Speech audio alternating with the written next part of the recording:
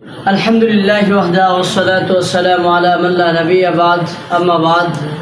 এক ভাই প্রশ্ন করেছিলেন তাকবীর কত তারিখ থেকে পড়তে হবে এবং কখন থেকে পড়তে হবে এবং কখন শেষ করতে হবে।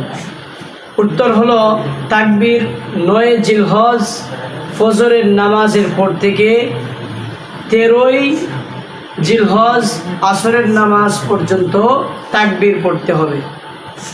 জিলহজ মাসের 9 তারিখে ফজরের নামাজের পরে তাকবীর শুরু করবে ফজরের নামাজ থেকে, আর 13 তারিখ আসর পর্যন্ত তাকবীর পড়বে। কি তাকবীর পড়বে? আল্লাহু আকবার, আল্লাহু আকবার, লা ইলাহা ইল্লাল্লাহু, আল্লাহু আকবার, আল্লাহু আকবার, ওয়ালিল্লাহিল হামদ। এটা হচ্ছে ওয়াজিব তাকবীর।